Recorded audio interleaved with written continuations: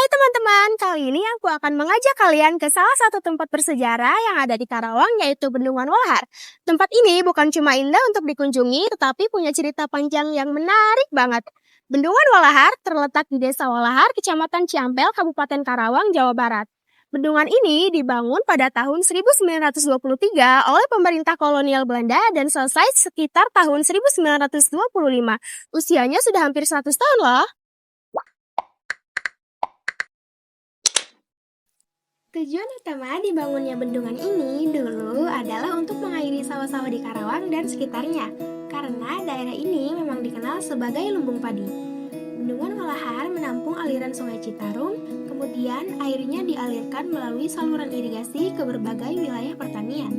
Bangunannya sendiri bergaya arsitektur Belanda klasik, dengan bahan utama dari beton yang kokoh. Kalau kita lihat dari dekat, masih banyak bagian yang tetap kuat berdiri meskipun sudah berumur tua. Di atas bendungan juga ada pintu air besar yang masih berfungsi sampai sekarang. Dan di sekitarnya terdapat jembatan serta pemandangan sungai yang tenang. Selain sebagai sarana irigasi, bendungan ini juga jadi tempat wisata populer. Banyak orang datang ke sini untuk menikmati suasana damai, memancing, atau sekadar bersantai sambil menikmati kuliner khas di sekitar bendungan. Jadi, Bendungan Walahar bukan cuma saksi sejarah perkembangan pertanian di Karawang, tapi juga jadi bukti kehebatan teknik bangunan pada masa kolonial yang masih bisa kita nikmati sampai hari ini.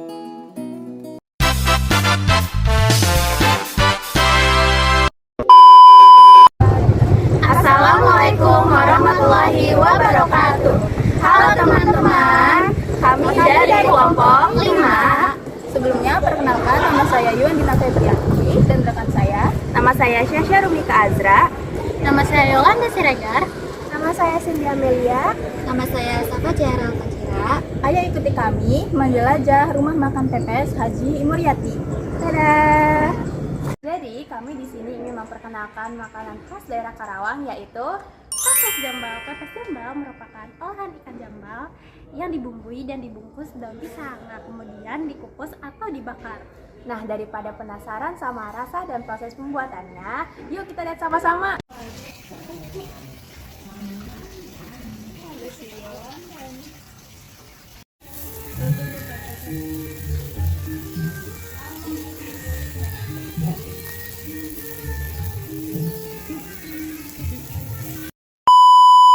Pasin dulu biar matang.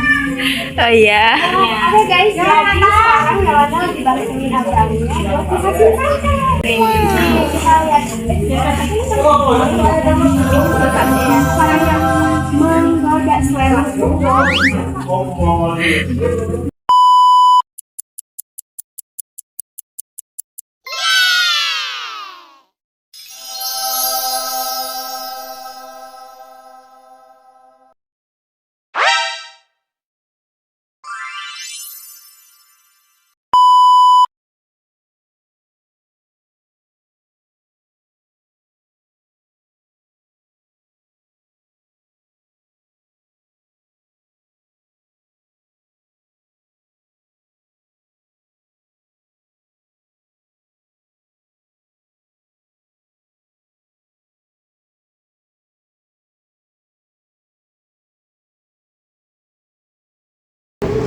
Assalamualaikum warahmatullahi wabarakatuh. Selamat siang Ibu dan AA.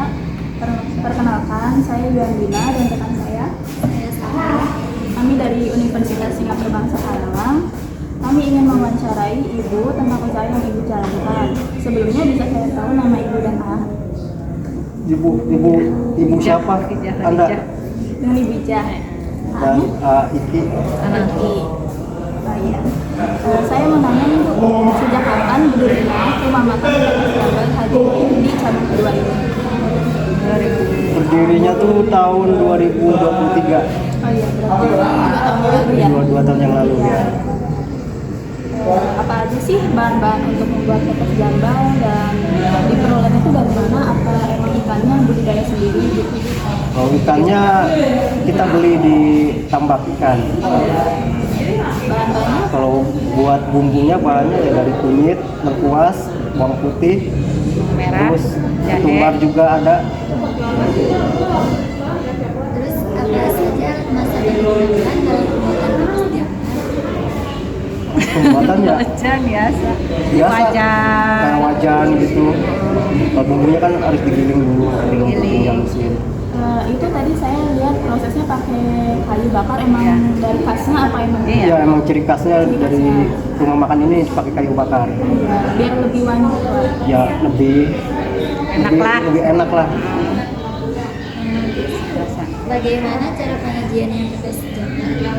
Penyajian Biasa pakai daun dulu, biasa di apa si ikannya tuh kan udah udah dipotong. dipotong-potong dan nanti dibungkus pakai daun kaste, dikasih bumbu gitu. Pakai daun salam juga. Biasanya bebek jambal itu disajikan untuk acara apa aja? Buat semua acara sih.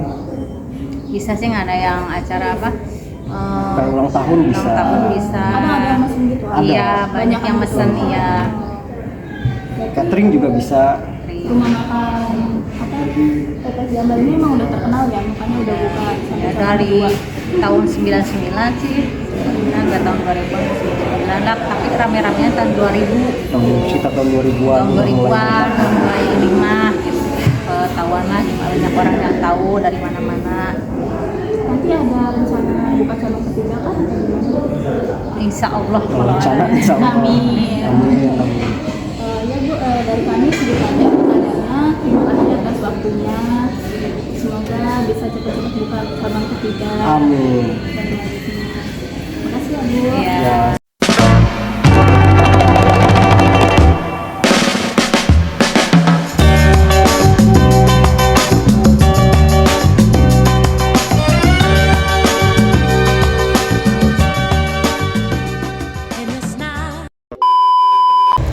Teman-teman, kalian penasaran nggak sih sama sejarah yang ada di Rawagede ini? Penasaran banget. Yuk, mari kita ulik. Yuk. Kedatangan komandan dari Siliwangi yang bernama Pak Tayo Tarmadi ketika pada waktu itu beliau berkunjung ke Rawagede ketika tahun 95. Beliau datang ke Rawagede diketemukan dengan para saksi hidup karena kebetulan tahun 95 saksi hidup masih banyak, termasuk nenek sendiri itu masih hidup. Ini mungkin dilanjutkan. Setelah kedatangan Pak Tayo Tarmadi, Pangdam Siliwangi yang ada di Jawa Barat, beliau datang ke Rawagede diketemukanlah dengan para saksi hidup, termasuk nenek sendiri. Akhirnya beliau begitu mendengarkan peristiwa Rawagede, akhirnya beliau hatinya miris. Kata mereka, kami akan membuatkan tanda cindera mata untuk para pejuang yang ada di Rawagede, akan kami buatkan monumen. Membuatlah monumen ini. Beliau bekerja sama dengan instansi kabupaten, tahun 96 selesai, diresmikan oleh beliau sendiri. Inilah makanya kami warga Rawagede satu kebanggaan karena kedatangan Pak Tayo Tarmadi, satu-satunya di kabupaten yang punya monumen adalah Rawagede. Makanya di bangunan bawah, bangunan monumen Rawagede menceritakan seorang anak kecil sedang menangis ketika pada waktu itu beliau umurnya baru 8 tahun yang bernama Ibu Imi. Ketika beliau bangun jam 6 pagi di rumahnya, ibu dan bapaknya nggak ada sedang kejadian pembantaian. Akhirnya beliau keluar dari rumah menangis.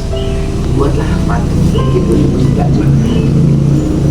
Di sana ada seorang ibu yang sedang menangisi suaminya, karena itu kebetulan nenek sendiri ketika pada waktu itu menceritakan, kami mencari suami kami, begitu ketemu udah keadaan posisi udah meninggal, kami tangisilah dia, maka digambarkanlah patung seperti itu. Ini seorang adik kakaknya yang meninggal, menggambarkan ada seorang perempuan yang sedang menangisi kakaknya. Di sana ada seorang mayat yang tidak terurus.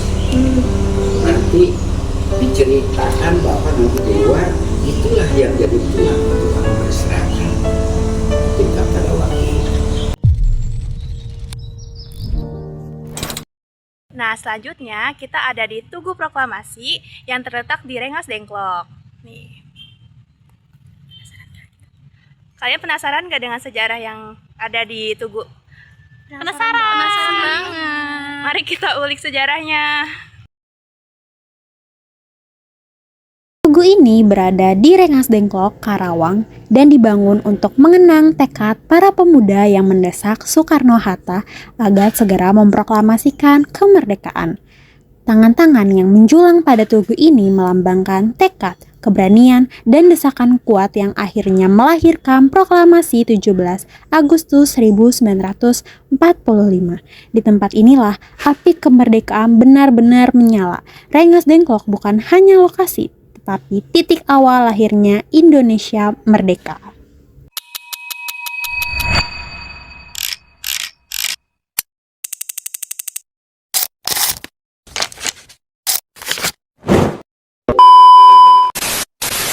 Halo teman-teman, sekarang kita berada di rumah Ji Kesong atau Rumah Penculikan Soekarno.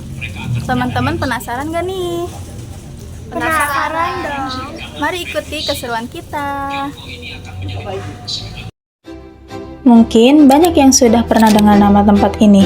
Yup, rumah ini dikenal sebagai tempat Soekarno dan Hatta diungsikan oleh para pemuda pada tanggal 16 Agustus 1945.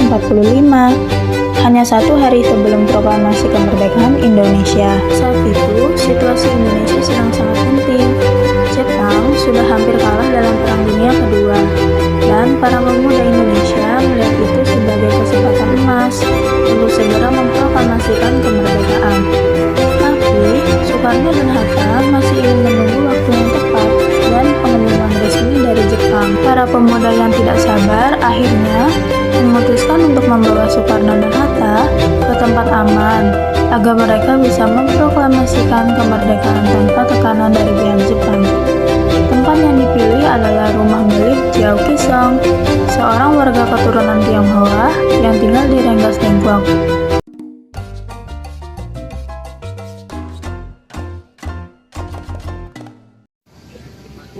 Jadi selanjutnya kita sedang menuju makanan Karawang, yaitu soto tangkar.